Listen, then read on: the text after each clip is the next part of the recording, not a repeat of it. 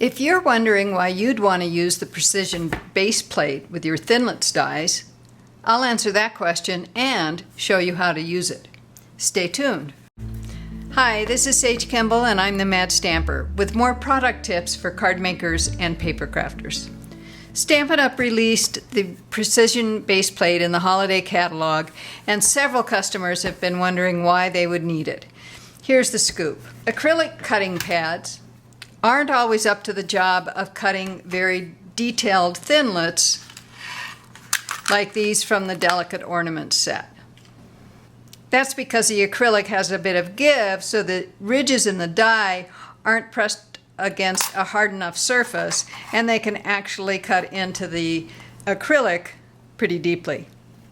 Here's the most intricate of these dies, and the cut that I got when I used my acrylic pad. You can see that the cuts weren't the same depth all the way across, and lots of these lines didn't cut completely. Because the precision base plate provides a hard metal surface for these Thinlits to contact, you'll get clean, even cuts every time, as long as you're using the right sandwich. But beware, the metal plate is only for Thinlits, not framelits.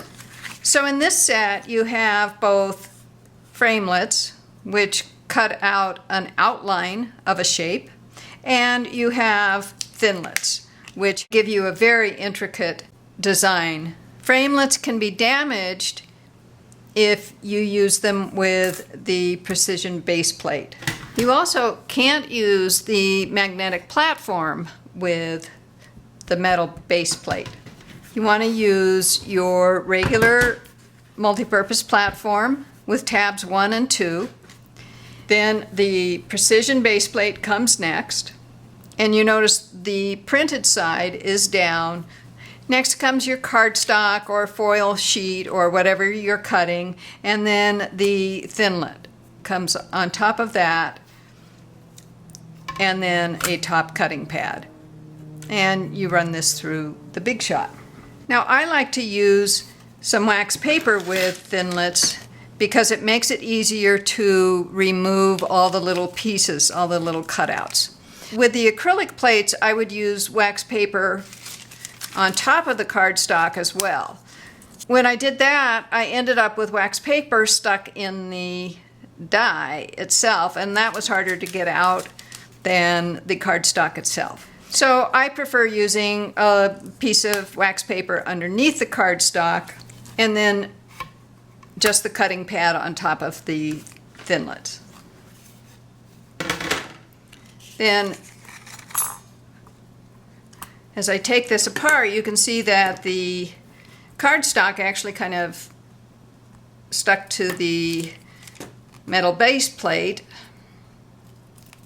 and I can just lift it up, and now I can rub it, and that will get most of those little cutouts out. And if there are any left of the real small ones, I'll use my paper piercing tool on it. But you see, there's a lot of wax paper left on the metal plate. And at first that kind of worried me, but I found that if I took one of my thin rulers and scraped at the wax paper, kind of like what you would with a spatula, all that wax paper will come off of the base plate. You can also cut glimmer paper with these dies, but I found that I really needed that wax paper under it. Otherwise, it didn't cut through the glimmer paper completely. So there's the scoop on the precision base plate. If you're not getting good results and clean cuts with your acrylic cutting pads, then you're going to need this new tool. You'll love it. Thanks for watching. Now don't forget to do your job.